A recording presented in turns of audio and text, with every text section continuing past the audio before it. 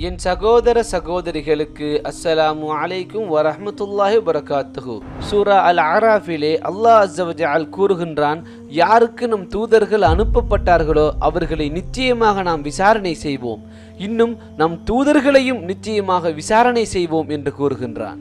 எனவே அல்லாஹ் அஸ்ஸ வ ஜல் எப்படிப்பட்ட விசாரணைகளையும் கேள்விகளையும் நமக்காக தயார் செய்து வைத்துள்ளான் என்பதை அறிந்து கொள்வது மிக முக்கியமான ஒரு விடயமாகும். எனவே அதன் அடிப்படையில் முதலாவது கேள்வியை பார்ப்போம். அல்லாஹ் எம் அனைவரையும் பாதுகாக்க வேண்டும். மறுமையில் கேட்கப்படும் முதலாவது கேள்வியே தொழுகையை பற்றியதுதான். அல்லாஹ் அஸ்ஸ வ ஜல் தொழுகையின் ஒவ்வொரு நொடிகளை பற்றியும் உங்களிடம் நுணுக்கமாக கேள்விகளை கேட்பான். எப்படி வுது செய்தீர்கள்? தொழுகையை எப்படி ஆரம்பித்தீர்கள்? தொழுகையை அதற்குரிய நேரத்தில் தொழுதீர்களா? தொழுகையை வீணாக்கினாயா? தொழுகையை விளையாட்டாக எடுத்துக்கொண்டாயா? தொழுகையில் உன்னுடைய குஷு, உன்னுடைய எண்ணம் எப்படி இருந்தது போன்ற எல்லா நுணுக்கமான கேள்விகளையும் அவன் கேட்பான். திருமிதியிலே பதிவு செய்யப்பட்ட செய்தி, அபூ ஹுரைரா ரலியல்லாஹு அன்ஹு அவர்கள் அறிவிக்கின்றார்கள், அல்லாஹ்வுடைய தூதர் ஸல்லல்லாஹு அலைஹி வஸல்லம் அவர்கள் கூறினார்கள், நாளை மறுமையில் மனிதர்களின் அமல்களில் தொழுகை பற்றி தான் முதலில் விசாரிக்கப்படும். அல்லாஹ் மலக்குகளிடம், எனது அடியான் தொழுகையை பூரணப்படுத்தி உள்ளானா அல்லது குறைவிட்டுள்ளானா என பாருங்கள் என்று கூறுவான். அவன் உண்மை நிலையை அறிந்து கொண்டே கூறுவான், தொழுகை குறைவின்றி இருந்தால் பூரணமாக கூலி வழங்கப்படும், அதில் குறைபாடுகள் இருந்தால் எனது அடியானுக்கு சுன்னத்தான தொழுகைகள் உண்டா என்று பாருங்கள் என்று கூறுவான்.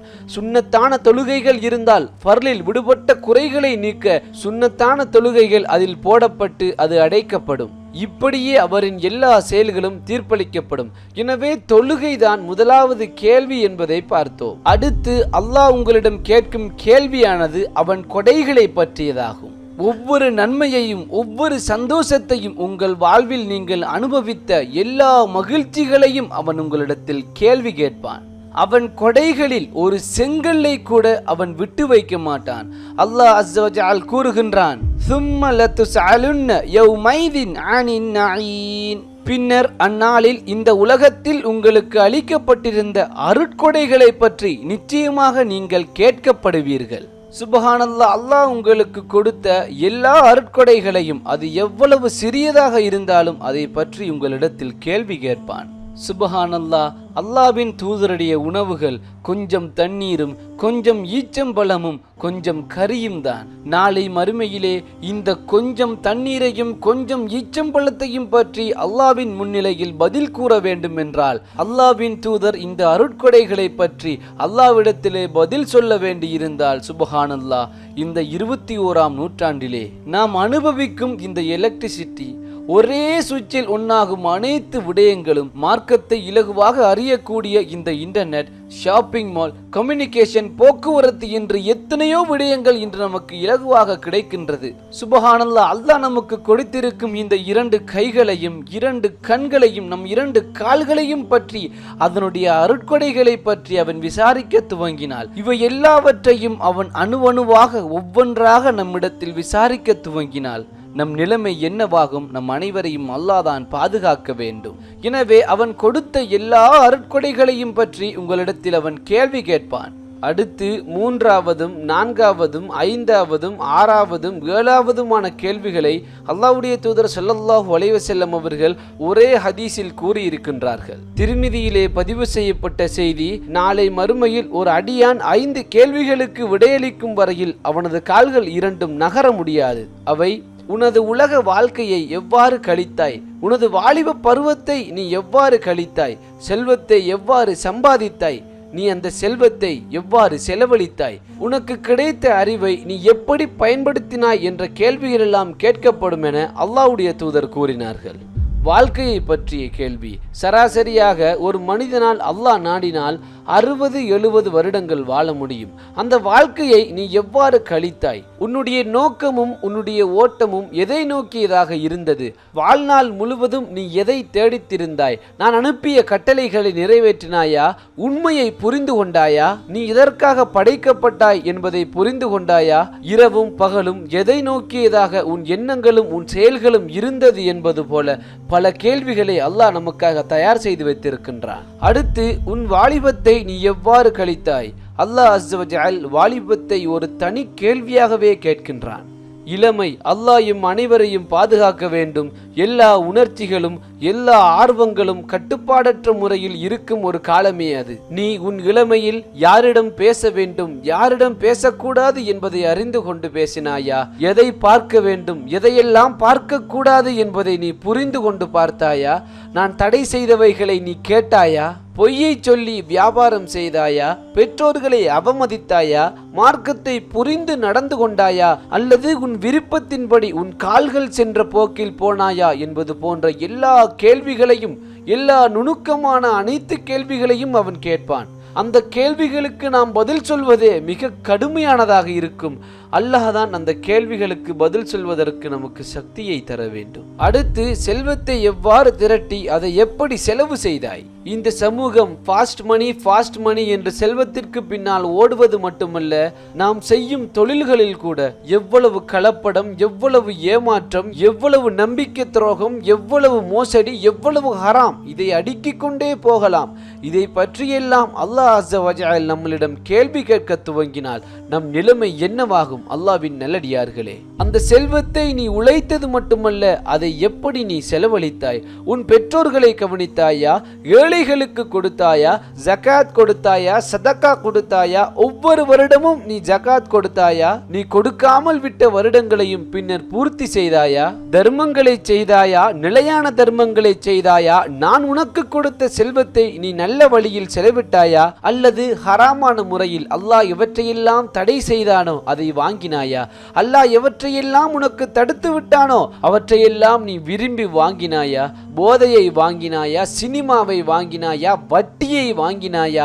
நான் எவற்றையெல்லாம் தடை செய்தேனோ அதையெல்லாம் நீங்கள் வாங்கினீர்களா என்று நம்மிடம் அவன் கேள்வி கேட்பான். அடுத்து, பெற்ற அறிவின் மூலம் எவ்வளவு செயற்பட்டாய்? அந்த காலத்தில் இல்லாத அளவுக்கு இன்று மார்க்கமும் அறிவும் பல்வேறுபட்ட இடங்களிலெல்லாம் விரிந்து பறந்து காணப்படுகின்றது. எனவே உன் சிந்தனையை, உன் மூளையை நீ எப்படி பயன்படுத்தினாய்? நான் உனக்கு தந்த இந்த அறிவை நீ எப்படி பயன்படுத்தினாய்? இன்டர்நெட்டில் நீ கற்றுக்கொண்டதை எப்படி பயன்படுத்தினாய்? யூடியூபில் நீ கற்றுக்கொண்டதை பிறருக்கும் கற்பித்தாயா என்று நம்மிடத்தில் அவன் கேள்வி கேட்பான். அடுத்ததாக, உங்கள் அங்கங்களிடமும் உங்கள் உணர்வுகளிடமும் கேள்வி கேட்கப்படும். அல்லாஹ் அல் குர்ஆனில் கூறுகின்றான், எதை பற்றி உமக்கு தீர்க்கமான அறிவில்லையோ அதை நீர் தொடர வேண்டாம். நிச்சயமாக செவிப்புலனும் பார்வையும் இருதயமும் இவை ஒவ்வொன்றுமே அதன் செயல் பற்றி கேள்வி கேட்கப்படும். சுப்ஹானல்லாஹ், இந்த கேள்வியில் இருந்து நாம் எல்லாம் எப்படி தப்பிக்க போகின்றோம்? நாம் எந்த ஹராத்தை பார்த்து கொண்டிருந்தாலும் அவைகளுக்கு நம் கண்களே சாட்சி. நாம் எந்த தடுக்கப்பட்டதை கேட்டுக்கொண்டிருந்தாலும் அதற்கு நம் காதுகளே சாட்சி. இன்னும் ஒரு படி மேலேறி அல்லாஹ் அஸ்ஸ வ ஜல் கூறுகின்றான், உங்கள் இருதயமும் விசாரிக்கப்படும் என. நமது உள்ளங்கள் எவ்வளவு கேவலத்தையும் எவ்வளவு அசிங்கத்தையும் வெளியில் சொல்ல முடியாத எவ்வளவு மோசமான விடயங்களையும் உள்ளடக்கியுள்ளது. இதை பற்றி அல்லாஹ் அஸ்ஸ வ ஜல் கேள்வி கேட்க துவங்கினான் என்றால் நம் நிலைமை என்னவாகும்? நம் உள்ளம் சந்தேகத்தில் இருந்தால், அல்லாஹ்வையும் அவன் தூதர்களையும் அவன் இஸ்லாத்தையும் பற்றி சந்தேகத்தில் இருந்தால், இப்படிப்பட்ட கேள்விகளை நாம் எப்படி தாக்கு பிடிக்க போகின்றோம்? சுப்ஹானல்லாஹ். 9வது கேள்வி மிக கடுமையான கேள்வி. இந்த கேள்வியை விட்டும் அல்லாஹ் தான் உங்களையும் என்னையும் பாதுகாக்க வேண்டும். உங்கள் கண்ணுக்கு முன்னால் ஒரு தவறு, ஒரு பாவமான விஷயம் நடந்து கொண்டிருக்கும் பொழுது அதை தடுக்க நீங்கள் என்ன செய்தீர்கள்? எவ்வளவு கடினமான ஒரு கேள்வி. அல்லாஹ் தான் என்னையும் உங்களையும் நம் அனைவரையும் பாதுகாக்க வேண்டும். இந்த ஹதீஸை கேட்டதும் சஹாபாக்களே அழுதார்கள். அவர்களின் நிலைமையே அப்படிப்பட்டதென்றால் நம் நிலைமை என்னவாகும்? நீங்களே சிந்தித்து பாருங்கள். முஸ்னத் அஹமதிலே பதிவு செய்யப்பட்ட செய்தி, அல்லாஹ்வுடைய தூதர் ஸல்லல்லாஹு அலைஹி வஸல்லம் அவர்கள் கூறினார்கள், நாளை மறுமையிலே அல்லாஹ் அஸ்ஸ வ ஜல் தன் அடியானிடத்தில் ஒரு கேள்வி கேட்பான். ஏன் உன் கண்முன் பாவமான தடை செய்யப்பட்ட ஹராமான ஒரு விடயம் நடைபெறும் பொழுது நீ ஏன் எதுவுமே கூறவில்லை என்று அல்லாஹ் கேள்வி கேட்பான். அல்லாஹ்வுடைய தூதர் கூறினார்கள், அல்லாஹ் அந்த அடியானின் உள்ளத்தை உண்மையை சொல்லக்கூடிய அந்த தன்மையை போட்டு விட்டான் என்றால் அந்த அடியான் கூறுவான், யா அல்லாஹ், என் இறைவனே, நான் உன் மீது நம்பிக்கை வைத்திருந்தேன், ஆனால் மனிதர்களை நான் பயந்தேன் என கூறுவான். நம் வாழ்க்கையில் நாம் இதுவரை எத்துணை பாவமான காரியங்களை பார்த்தும் கேட்டும் அதை பற்றி எந்த ஒரு வார்த்தையுமே கூறாமல் இருந்திருக்கின்றோம். இது எவ்வளவு கடுமையான ஒரு கேள்வி. அல்லாஹ் தான் எம் அனைவரையும் பாதுகாக்க வேண்டும். 10வதாக உங்கள் வளமையான செயல்கள் பற்றி விசாரிக்கப்படும். அல்லாஹ் அல் குர்ஆனில் கூறுகின்றான், நீங்கள் செய்து கொண்டிருந்தவை பற்றி நிச்சயமாக மறுமையில் நீங்கள் கேட்கப்படுவீர்கள். அல்லாஹ்வுடைய தூதர் இறுதி ஹஜ்ஜின் போது கூறினார்கள், நீங்கள் உங்கள் இறைவனை சந்திக்க போகிறீர்கள், அவன் நிச்சயமாக உங்கள் செயல்களை பற்றி விசாரிப்பான் என்று கூறினார்கள். எனவே என் அன்பிற்கினிய அல்லாஹ்வின் நல்லடியார்களே, நாம் இங்கே சுட்டி காட்டியது வெறும் 10 கேள்விகள் தான். இந்த 10 கேள்விகளுக்கும் விடையளிப்பதே எவ்வளவு கடினம். அந்த அளவுக்கு நம் வாழ்க்கையை நாம் மாற்றியமைத்து விட்டோம். அல்லாஹ் தான் நம் அனைவரின் பாவத்தையும் மன்னித்து நம்மை ஈடேற்றம் செய்ய வேண்டும். நாம் இதன் பிறகு அல்லாஹ்வையும் அவன் கேள்வி கணக்கையும் பயந்து கொண்டு அவன் எதை நமக்கு தடை செய்தானோ, எதை ஹராமாக்கினானோ அவற்றை தவிர்த்து நடப்போம். நம் காரியங்களை நாம் நேர்த்தி செய்து அல்லாஹ்வுக்காக வாழ முயற்சி செய்வோம். அல்லாஹ்விடம் தௌபா செய்து நம் பாவங்களை அழித்து விடுவோம். எனவே இன்ஷா அல்லாஹ் உங்களை அடுத்த வீடியோவில் சந்திக்கும் வரை பாரக்கல்லாஹு லி வலக்கும். வஸ்ஸலாமு அலைக்கும் வரஹ்மத்துல்லாஹி வபரகாத்துஹு.